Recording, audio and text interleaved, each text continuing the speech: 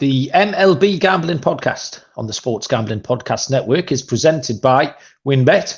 WynnBET is now live in Arizona, Colorado, Indiana, Louisiana, Massachusetts, Michigan, New Jersey, New York, Tennessee, and Virginia. From boosted same-game parlays to live in-game odds, WynnBET has what you need to win. Bet $100 and get $100 at wynnbet.com or download the WynnBET app and start winning today. State restrictions apply. We're also brought to you by Sports Gambling Podcast's Final Four Watch Party this Saturday. Sweat out your bets and win prizes with Ryan, Sean, and Colby over on youtube.com/Sports Gambling Podcast. And please make sure to fill out the listener survey for a chance to win $100 SGP and gift card. Go to sportsgamblingpodcast.com/survey. Good evening, everybody. Welcome to the MLB Gambling Podcast on the Sports Gambling Podcast Network. My name is Malcolm Bamford, coming to you from Newcastle upon Tyne in the northeast of England. Today is Thursday, March the 30th. We are here to have a little live look around the league as opening day progresses in front of our very eyes, and also a handicap, just a little diddy slate of 5 games for Friday the 31st here on the MLB show. So a very manageable workload for us tonight. Firstly, we will introduce the machine from Houston, Texas, Mr. Munaf Manjeet. Munaf, Arit. Hey, how's it going? I thought I was on mute for a second, but no, what's going on? It's been a great first day so far for us. I know we talked about the Braves getting over the line, hit their team total in the first 5 innings. Cubs' first 5 money line comes through as well. So good start to the season for us. Hopefully we can continue to find some winners. I know, like you mentioned, only 5 games tomorrow in the MLB. I think it's interesting. I think we talked about this yesterday, Malcolm, that usually we don't get every team playing on opening day, but we did here today. It's a lot of fun. We still have a lot of games to go, but hopefully we can find some more winners for the Friday games. First time since 1968, Munaf, that everyone's played on opening day. And no, I don't remember it before you say anything. Also joining us is Mr. Dylan Rockford. Oh, look at Dylan having a little chuckle. You enjoyed that one, didn't you, Dylan? Yeah, I enjoyed it. I actually took off of work. I think everyone should have off of work. It's a national holiday. But yeah, we cashed in a lot of bets. Yankees took care of business. We got there on the over with the Braves and Nationals. Toronto's looking good. I love Jacob deGrom getting smacked around by the Phillies. That's always nice. But other than that, yeah, successful first couple of hours. We got a lot of games left on the board, and hopefully we give out some more winners. I love the way that we're flexing over the first 2 hours of a 162-game marathon. What could possibly go wrong? I'll stick with you, Dylan, because you mentioned Jacob deGrom getting smacked around, but we need to touch on Justin Verlander. How can, within an hour of the season starting, this ace pitcher who's not even pitching, by the way. It wouldn't have been so bad if he was playing and had hurt himself and come out. If anyone hasn't heard the news, Justin Verlander's landed himself on the IL with something Latin that I'm not going to begin to attempt and pronounce. They said he's going to keep throwing, and there'll be updates later in the week. But can we get an instant Dylan reaction to that one? Not surprised.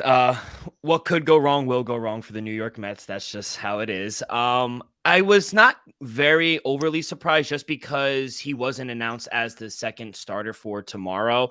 Kind of got some glimpses of him in the spring training. And then when he got shut down, you kind of knew something was up a little bit. So not surprised. They said they'll reevaluate him in a week. Hopefully it's nothing serious, but yeah, I mean, can it get any worse if he goes down? You got Edwin Diaz going down, but yeah, it's tough. Yeah, it was. It was an unfortunate one, certainly. Yeah, you see, I took the day off today as well, Dylan. And I alluded to it in a couple of shows in the last week or so. That there were just loads to do today. I had a million different fantasy lineups to set. And get on the waiver wire, etc. Set my DraftKings lineup, and really wanted to make sure I was in position to get stuck into these games. So I've done so much work that I haven't really watched an awful lot of baseball. I managed to get the first 2 hours of the Braves Nationals game because that was my luck. I know Munaf, we both cashed locks on that game. Munaf took Atlanta's team total in the first 5 innings, and I took the over thinking that Washington could contribute to that. And both things came to pass, so that was a nice start. And I watched a little bit of the Yankees-Giants, but I had MLB Central on all day. I watched 9 hours of kind of build-up, and then 10 minutes before first pitch, everything on my dodgy Fire Stick just went off. But all the other channels were working, so I wasn't very thrilled about that. Kicked the neighbour's cat. I was hoping that maybe just because it was opening day, MLB were being quite watchful and taking down all the streams. So fingers crossed it'll be back tomorrow, because I'll be furious if that's not the case. But yeah, first impressions of the rule changes and stuff in that Braves Nationals games. It looked good. It was rattling along at a nice pace. There was a lot of kind of minor chaos on the base paths. Everyone looked a little bit jumpy, just a little bit nervous.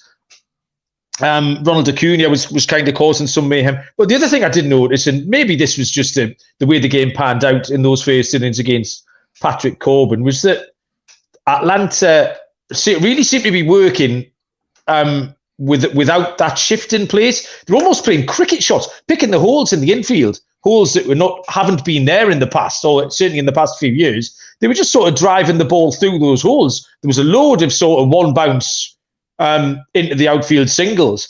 So maybe that's something to look out for. But yeah, it did look good. And it was going along at a nice clip. Moonaf, did you watch much stuff so far today? What were your early impressions of what you saw? I think that I saw just recently, right before we got on, that Devers for the Red Sox was the first casualty of taking his sweet time getting into the box. And did he get a violation? Was he proper? Not just a strike. He was called out as well. I think it was I think he might have had two strike count, and then he took his time getting in, and the third strike was called, which obviously makes it automatic out. But you look, if you're watching the Giants and the Yankees game, a blink of an eye, that game was already in the top of the 7th within like an hour and a half of the game starting. I know both pitchers were just cruising. Both starting pitchers ended up with double-digit strikeouts in that game. But the pace of play, you can tell it's up. The Brewers and the Cubs are another example. That game started, I think, an hour later after the Yankees game, but that game's already over. So it seems like, I think it's really going to help. We're starting to see, players steal bases and things like that. It was an example, before we move on here, Mal, that it was watching the Braves game that you talked about, in Patrick Corbin in that very first inning. He had 2 tosses over to first base when Acuna got on. And that after that second time he tried to pick him off, that very next pitch, Acuna took off for the stolen base. So I think we're going to see that all throughout the season, and as we kind of progress through the year. Yeah, you're right. I saw that little passage with Acuna. He took off and fell over. That was kind of part of the mild chaos that I was referring to, because he was so eager to get going. He fell over and had to make his way back. I felt a little bit sorry for Patrick Corbin. I didn't think he pitched that bad today. But the Braves just kept. It's a weird thing to say. He didn't pitch that bad, but at the same time looked easy to hit. Like I said, they were just sort of picking their spots. They were just sort of waiting on it. And like I said, it was almost a cricket show, just stroking it through the infield. And Corbin was slightly unfortunate. I felt a little bit sorry for him, maybe. Dylan, how much have you seen today, and what were your any impressions from what's gone on so far? I saw pretty much the whole Yankee game. The Cubs game, just before you knew it was already in the 8th inning. I didn't even know Munaf cashed the first 5 already, and it was over. So it's going to be quicker. And just to echo what Munaf said, I think we're going to see a lot of stolen bases this year. You saw with Volpe, he got on and just immediately he stole. The bases are a little bigger, and I think that's what the MLB wants. They want more activity on the bases. So I think we'll see a lot of stolen bases this season. Yeah, they're kind of 3 inches, I think, bigger. But some weird maths thing means that there's actually 44% more surface area.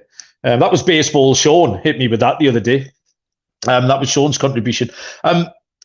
Cincinnati Reds against the Pirates as well. Have we got a strikeout count on Hunter Green at the moment? Because I know I backed Hunter Green on the strikeouts. It was one of Noah's strongest players. It was a player that we stole off off Blake from the fantasy baseball show as well. And I think he'd struck out 5 through 2.5 or something. But I've closed everything down here so I can get my tech to work. So if we get a live Hunter Green strikeout from someone, I think he has, 7. Yeah. Captain Insano is in the chat with 7. Yeah, I think the line I've got is... He just got Hey, there we go then. Getting the cue, ka-ching. Live money, big and one here on the MLB Gambling Podcast. Fantastic. So yeah, fingers crossed. We can keep going with that. And really appreciate everyone who joined us yesterday as well. There was loads of people in the YouTube chat. There was loads of people who downloaded and listened. So yeah, keep it up. Tell a friend to tell a friend. The YouTube channel, the Discord channel, wherever you get your podcasts. But it's been a cracking start, and we'll try our best to keep making things entertaining, and if we can as well, a little bit profitable for everybody. And we've got 5 games to look at tonight.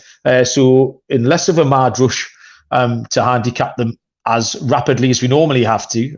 I'll tell you about the WinBet, the official online sportsbook of the Sports Gambling Podcast Network. WinBet active in Massachusetts and tons of other states. Be on the lookout for the WinBet Win Hour each Thursday from 5 till 6 p.m. Eastern Time. During WinBet Win Hour marquee games of the week, we'll have better odds on WinBet, giving you a larger payout opportunity. And March Madness is here too. Loads of ways to get in on the big dance. Sign up today to receive a special offer. Bet $100 to get $100, limited to state availability. And of course, for our DJs, if you get the biggest long shot parlay of the week, you'll get a $1,000 free credit. Loads to choose from. Head to winbet.com or download the WinBet app. Offer subject to change. T's and C's at winbet.com. Must be 21 or older and present in the state where play through WinBet is available. If you someone you know has a gambling problem, call 1-800-522-4700. You can hang out with Sean and Ryan to watch the Masters at the Circa Las Vegas, which is an absolutely incredible prize. It's a 3-night stay at the Circa to hang with the boys, watch the golf. The content is completely free to enter. Go to sportsgamblingpodcast.com/golf party. If you don't win the contest, you can still get a discount on a room using the promo code SGP15. And the Final Four watch party, which is going virtual on the YouTube channel. Hang out with the boys there for the entire Saturday of Final Four action. Live bets, prize giveaways, and much more. Subscribe to youtube.com/sportsgamblingpodcast and tune in on Saturday. Okay, let's have a look at tomorrow's games. Games for Friday. There is no way I'm going to get the times or days right on all of these because they're just tagged on the list. So the book I'm using here, this first game, the Mets and the Marlins, is just straight underneath the Guardians and the Mariners, the last game of tonight. So I'll apologize in advance for the confusion I'm going to create, but I'll try my best, This is let's see, 23:40 UK time. So that makes it 18:40. So is that 6:40 Eastern time tomorrow? Yep. The Mets beat the Marlins. Yeah, we go. Thank you, Moona. I tell you what. Wow, wait, hold on. Before you proceed, hold on. That breakdown was amazing. Hold on. Just wait a minute. Oh, hang on. You're not going to tell me I'm wrong after you've given me a round of applause. Oh, no.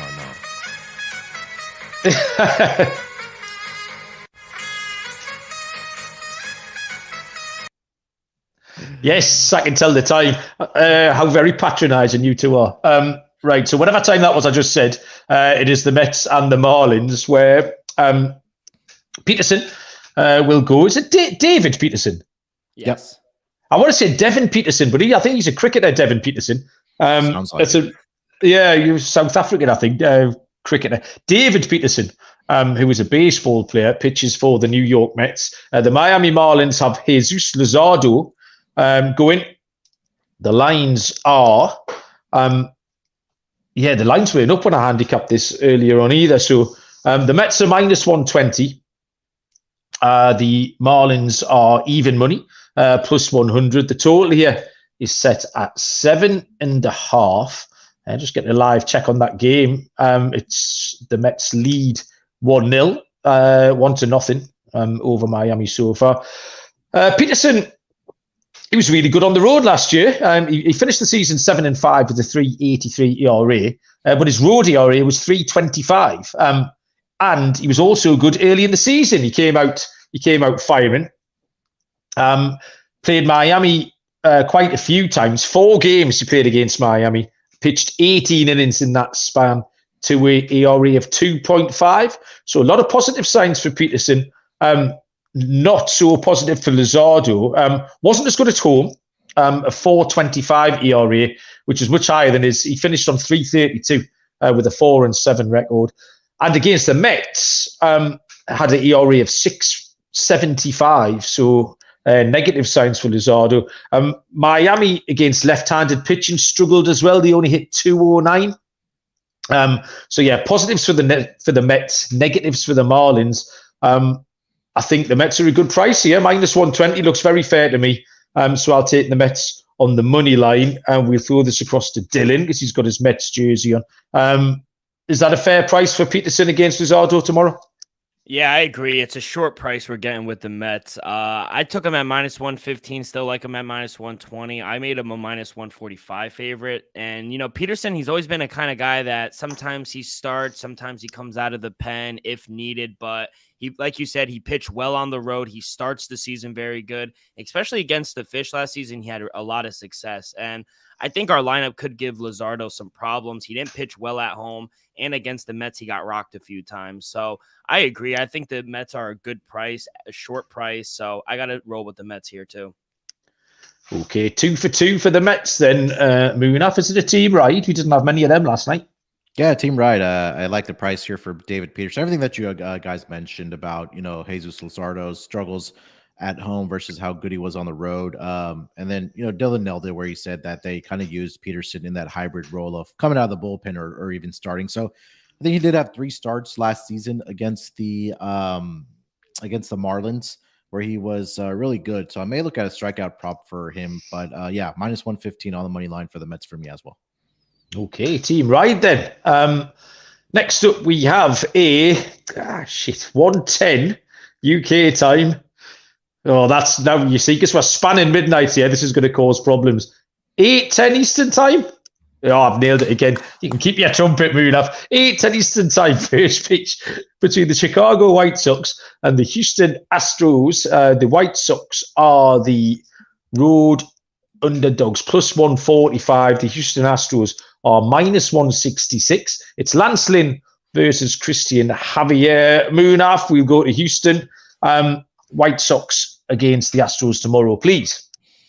Yeah, Lance Lynn has really struggled in his career against the Astros since the 2019 season against the Astros. He's 1-6 with a 6.60 ERA. In Houston, he's 0-5 with a 6.68 ERA. The Astros have won all 5 of those games by at least 2 runs against Lance Lynn. Christian Javier at home last season had a really good ERA of 2.26. It was 6-5. So maybe the run support wasn't there for him, but he did have 1 start against the White Sox last year. 5 innings, 2 hits, only 1 earned run. Did have 5 strikeouts and walked 4 batters in that game as well. But I think I got to continue fading Lance Lynn here in his struggles against this Astros team. I'm looking at them on the run line at a nice plus price of +135. Also, probably look at their team total to go over, whether that's in the first 5 or the full game. I really do like the Astros here behind Christian Javier at home and just the struggles that Lance Lynn has had against this Astros team. Yeah, okay. Dylan, White Sox at Houston. Yeah, this might be one of my favorite plays for Friday, but I got an 8. I'm going under that game. In that game, I set my total at 6.7. Munaf said it. We got Christian Javier going, and we're all high on him this season at home. He's lights out. He's also had a lot of success against the White Sox as well. Lance Lynn isn't terrible on the road either, and he's been able to go deep into games in his career. So I think we may see him maybe 3-1, maybe 5-1 type of game. But I lean Astros. I really like the under, though. I see 7.5s out there. I was able to get an 8. Shop around. Yeah, Lance Lynn was a funny one because I think you had to get to his game log really to understand what happened to him last season, because he came back middle of the season from his injury and got hit around a little bit. But then in August and September, he was absolutely brilliant. He pitched well in the WBC too, so he looks like he'd be ready to go here. Everybody's talking up Javier. We talked him up a lot. His name appeared in many of our awards portions of the show that we did last week. So yeah, I was guessing at a line here. Now, I took the first 5 under with a total at 7.5. Is that there was no lines when I looked at this earlier on? That first 5 under be around 3.5. Do we think? Probably 3.5. Maybe you can find a 4, but I think I see 3.5 4s out there. Okay. Okay. Yeah, so the first 5 under 4, then I love that. Like I say, I think Lynn's ready to go. I think some of his numbers are skewed last year, and you've both made great cases for Christian Javier. So yeah, a bit of a pitching duel here, and the first 5 under 4 runs for me. We'll get on to the next game, which is Colorado and the Padres in a little moment. Once I've told you about, or brace yourself, boys, we've got a new ad read here. We've got no danger of getting through this read about sword vitality in one piece, though, gents. Self-care is cool. Self-care is manly. Be proud of taking care of yourself. 40% of men are affected by impotence at the age of 40, and nearly 70% of men are affected at the age of 70. Moonaf's doing his own jokes already as we speak. Stop buying highly suspect pills in gas stations. Stop hiding the little blue pill in your sock drawer. If you manscape, which you should also take care of the plumbing. Sword Vitality helps increase your blood flow in ways that help you thrive as a man. It's time to become a Sword Vitality man. If you want experience erections in the morning, talking about Sword Vitality should be as comfortable as anything else. Men talked about the partners, for example. These are the examples. I hike. I watch football. I use Sword Vitality. 3 main benefits. Increased blood flow in ways that help you thrive as a man in the bedroom. Sword Vitality can help increase your stamina, and you don't have to hide it. You can be proud of it. Unsheath your sword. Sword SFX. Visit swordvitality.com and use the promo code SGPN for a nice discount at the checkout. That's swordvitality.com. Promo code SGPN. I think the old Sword Vitality would be a little bit like when the Asian students turn up to play for the Nighthawks. They all have metal bats, and you're not allowed to use metal bats. I think the difference between entering the bedroom with a metal bat and a wooden bat, that's kind of your Sword Vitality thing. I'm rocking the Louisville Slugger, Moonaf. So yeah, plenty of balls in play for me. Next up, we will go to, it is Colorado at the Padres. See if we can work this time out. I'm not even on the right page yet. There we go. This is 240. Shit, 940. I've got this. I've nailed it. Yep. 9 add 3 is 12. Add 2 is, yeah. Here we go. I'm 3 for 3. Wow. I'll tell you what. Yep. He's a change man. They should be putting whatever I'm rocking, the essence of me, into pills and selling that to people. Colorado Rockies are plus 165 with Kyle Freeland on the hill. Nick Martinez will pitch for the San Diego Padres. They are a price of minus 185. The total is at 8.5. Dylan, tell us about the Rockies at Padres.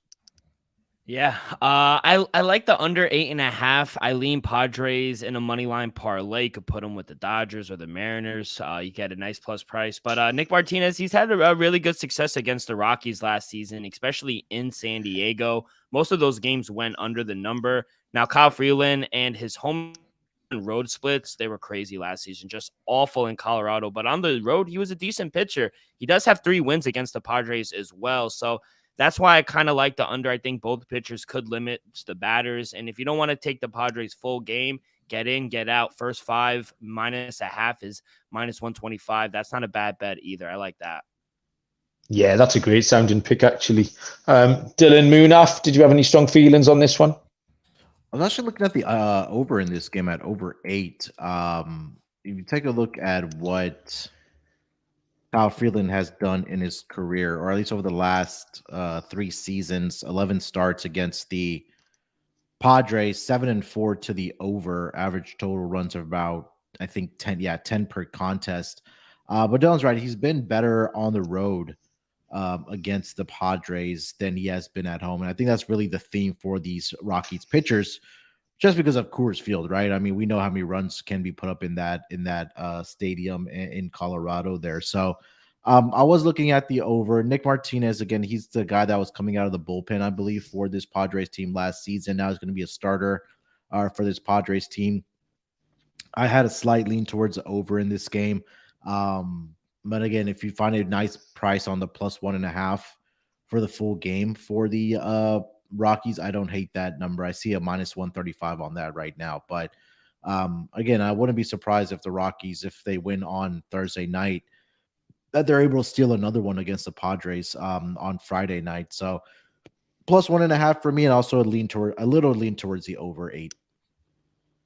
Yeah, this was quite a tricky game to handicap. The home road split for Freeland, as you've said. However, Freeland really did struggle against the Padres wherever he was pitching against them last year. 5 games he started, 25 innings, gave up 32 hits, 10 walks, which is quite a staggering number, and 19 earned runs in those 25 innings. So, yeah, that was a big problem. Nick Martinez is interesting. He appeared in 47 games last year for the Padres. They only started 10. It was at the start of the season, though. He came out in April and June and pitched quite well as a starter. Pitched against the Rockies 3 times. Came out of that with a 3.31 ERA, which is good enough. I fear for Freeland tomorrow. I think the Padres bats can get to him. I'm going to take the Padres on the run line at a price of +115. Next up, we have what game's that then? Oh, hang on. Fucking page again. I knew there we go. I'm on the wrong day. 3:10. 3:10 a.m. Why do I keep saying 3:10 a.m.? It just helps me think out loud. It's a 10:10 Eastern time first pitch between the Arizona Diamondbacks and the LA Dodgers. The Diamondbacks have Merrill Kelly of Team USA pitching at a price of +165. The Dodgers have Dustin May at a price of -185. The total is at 8. Merrill Kelly finished last year 13-8, 337. Good numbers on the surface. Dustin May, injury-ravaged season, finished 2-3 with a 4.5 ERA. Merrill Kelly's probably the most mundane kind of pitching figure in all of baseball. He's absolutely fine. His numbers are a good indication of who he is. He's never going to stray far from that. He did struggle against the Dodgers last year. Started 5 games and pitched 24 innings over those 5 games to an 8.25 ERA. So the Dodgers won't be particularly feared of Kelly. Justin May's back from injury again. People are quite high on him. Noah's high on him. Noah's talked him up a few times. I'm not 100% sure. I need to see it, basically. I'm happy to maintain a watching brief on Dustin May. Pitched 4 innings against the D-backs last year. Blew up a little bit in that one. But like I say, really tricky to evaluate Dustin May. I was happy to take the over here. Like I say, Kelly's had problems against the Dodgers. We do think the D-backs are going to be a little bit funky. I think the options here are that one of them or both of them could get hit quite hard. So the over 8 for me is the price of -105. Munaf, Dodgers at D-backs. Yeah, I mean, you nailed it with Merrill Kelly. 0-5 last season against the Dodgers, but in LA, in Dodger Stadium last year, 0-2 with a 14.68 ERA.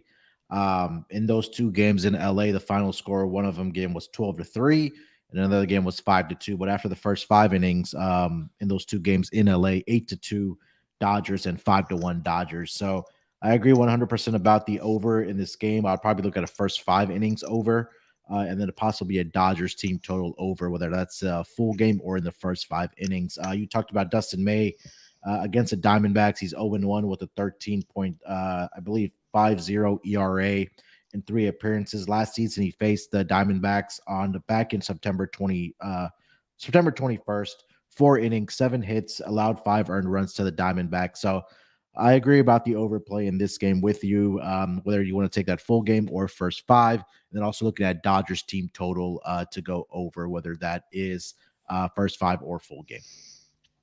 Okay. I don't know what just happened in the Phillies-Texas game, because I keep scrolling up and down looking at the scores. And I scrolled. Hit a 3-run shot. Okay. I scrolled up and the Phillies were 5-0 up. I scrolled back down for 30 seconds. Yeah, and it went from 5-0 to 5-5 in the blink of an eye.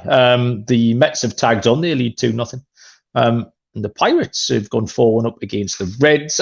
D-backs at Dodgers for Dylan Rockford. Yeah, I'm going to be on an island here. I'm going under. I got under 8.5. I see 8s out there, but I made my total 7.2. I think this whole series might be low scoring. Merrill, he did have a good season last year, but like you guys mentioned, the Dodgers were his kryptonite.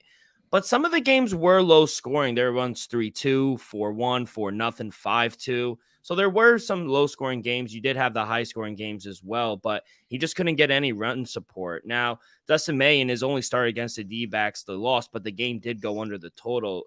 Got to be careful here back in the Dodgers because May's home and road splits are very alarming. On the road, he's a solid pitcher, but at home, for whatever reason, he gives a lot of hard contact, finds himself some bad spots. So regardless, I do think we see a lower scoring games between these two clubs. So I'm going to be on an island here. I'm going to take the under. Okay, so Dylan takes the other side of it. One more game to look at here. It is another 10:10 Eastern time, Cowboy time first pitch between the Cleveland Guardians and the Seattle Mariners.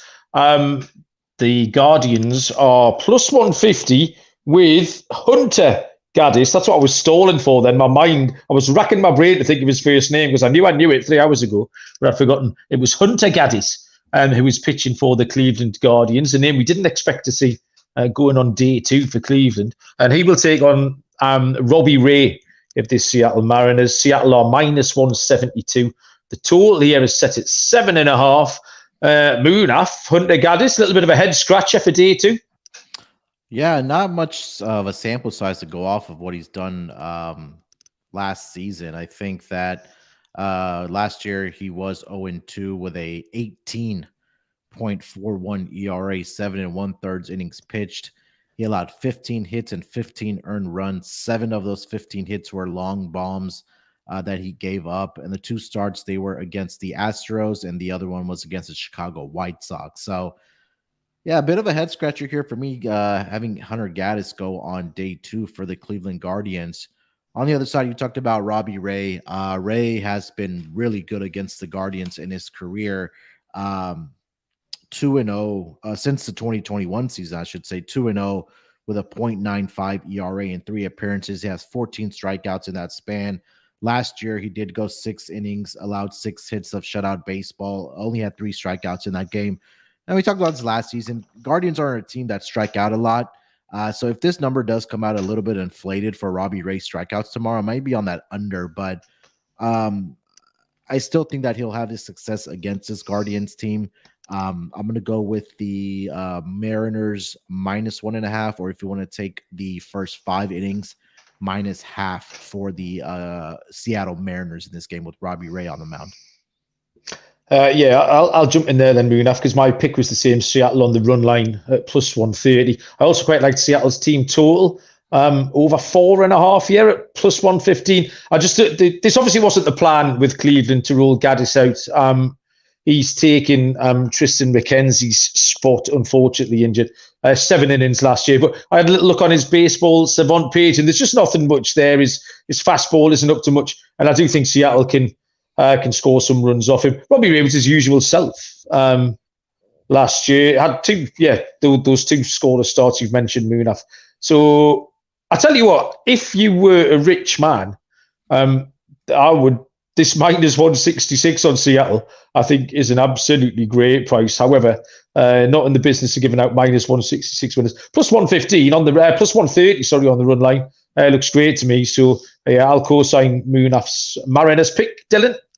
Yeah, you could parlay the Mariners money line with the Padres for a nice plus price as well. That's kind of how I played it. I am also on the first 5 minus a half at minus 115. Like Munaf said, I think that's a really good bet. I made the Mariners a minus 175 favorite. I think this is a good bet here. A little chalky. I don't want to give out a minus 165, but the Mariners, I think they're rightful favorite. Robbie Ray on the bump. He was lights out against the Guardians last season. 2 starts, 0 runs given up. And Robbie Ray's just overall just a much better pitcher at home than on the road. And we have very little data. Again, I don't even know who he was. I had to go look really in deep into who this guy was, Gaddis. But only 2 starts in the majors last season, got rocked in both of them. So Yeah, I wouldn't put my money behind the Guardians in this one. I like the team total over as well. Any way you want to slice it, I'd be on the Mariners here. Yeah, completely agree. I think it would take a brave man to handicap that any differently, actually. Okay, then. So 5 games just to look at. 5 games handicapped. We'll stay with you, Dylan. Did you pick out a lock and a dog for us? I didn't really have a plus price, but since we're going to just fade Hunter Gaddis, I'll take the Mariners on the run line at plus 125 I'm looking at right now. I think that's a good bet. So that will be my dog. And for my lock, I wanted to take the under, but I'm going to be on the island. I'll take the Mets. I'll take the Mets at a short price, minus 115. David Peterson on the mound. We're winning right now, and I just think our lineup is just going to be too much for Luzardo. I think he'll have a lot of problems. So I'll take the Mets as my lock, and then for my dog, I'll take the Mariners on the run line. Okay, solid. Munaf? Yeah, for my lock, I like the Mets as well, but I'll go with let's go with the over in that Diamondbacks and Dodgers game. I just feel like the history that Merrill Kelly has against this Dodgers team, I think that's going to continue here for the Dodgers against Kelly. I think Dustin May can give up a few as well. And it's really that if Merrill Kelly was pitching at home in Phoenix, I would probably look at the under, but just because in Dodger Stadium where he's given up in 2 starts an ERA of 14.60, I think that the Dodgers can, at least get 4 to 5 runs, and then the Diamondbacks should contribute as well. Dustin May, I know he can have some location problems, and if Diamondbacks stay patient at the plate, I think they can draw some walks against Dustin May and score runs that way. So I can see a world where this game ends about 5-4, 6-3, something in the favor of the Dodgers here. So I'll take the over 8 at minus 105 for my lock. For my dog, I'll go with the Astros run line minus 1.5 plus 135. I talked about the struggles of Lance Lynn against the Astros since the 2019 season, where he's 0-5 with a 6.60 ERA. He struggled on the road against the Astros as well. And like I mentioned, all 5 of those losses that Lance Lynn has against the Astros have been by a minimum of 2 runs in that span. So at a plus price on the run line for the Astros, I'll go minus 1.5 plus 135. Okay. Yeah, it's a short slate, and kind of everyone's touched on all the picks that I was looking at. But I'll stick with my look, which we nearly went a team right here, Moonaf, because I think you like the Mets as well. But I'm going to take the New York Mets at that price of minus 120. You say it was a combination of Miami struggling against lefties and Peterson had a good record and was better on the road last year. So I'm happy to take the Mets at that price. I think that's very fair. And for my dog, I'll go to the Padres on the run line, plus 115. I do fear for Freeland tomorrow. The Padres had his number last year, and there's absolutely no reason why they can't do the same. I mean, they can hit any pitcher around, let alone Kyle Freeland. So I will take San Diego on the run line, plus 115. And I think, ladies and gentlemen, boys and girls, we made it to the end of the show. Moonaf, is there anything I've forgotten or anything you need to tell the people about? No, I think you covered it all. Just make sure to subscribe to the YouTube channel if you watch us live, or if you do want to watch us live. Help grow that community on YouTube. If you haven't already left us a rating and review wherever you listen to your pod, please do so. And then make sure you check out the website, sportsgamblingpodcast.com, for all of our picks, courtesy of TallySite. We will do our best to make sure that we have our picks up there every single day for you guys, in case you are looking for picks. So, yeah, I mean, that's pretty much what it is. This Rangers game is one of these great games. We have these sometimes on the Premier League gambling podcast. I've backed Philly, who were 5-0 up, and now Texas have come all the way back to go 6-5. But my book pays out if you get 5 runs in front.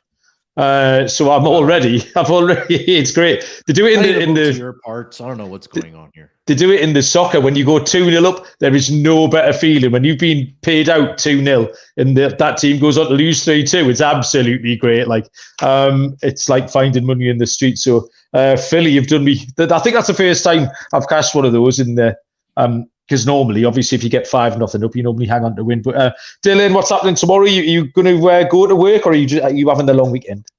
Yeah, no, I gotta go back to work, unfortunately. But just make sure you guys, like Munaf says, subscribe, rate, review, all that good stuff. It really helps the show grow. And be a friend, tell a friend. And this Ranger game's crazy, 6-5 right now. And hopefully the Mets hold on to it. The Jeff McNeil got called for a strike because Pete Alonso took too long to get back to the bag. So it's crazy. I can't wait till they start challenging these things. Love it. I think we're going to come back tomorrow. Fridays are a movable feast, but I think we're going to have a little, because it's so early in the season, we're going to do a show tomorrow. We'll be able to talk about which New York Mets being injured between now and then as well. So that's something to look forward to. Thank you very much, Dylan. Appreciate it. Thank you, Munaf. Thank you to everybody in the chat and all our new listeners as well. Good luck with your picks. Enjoy the baseball. I know I'm going to try and get another few hours in now before bed. So, we'll be back tomorrow. Until then, we'll see you down the road. Cheers.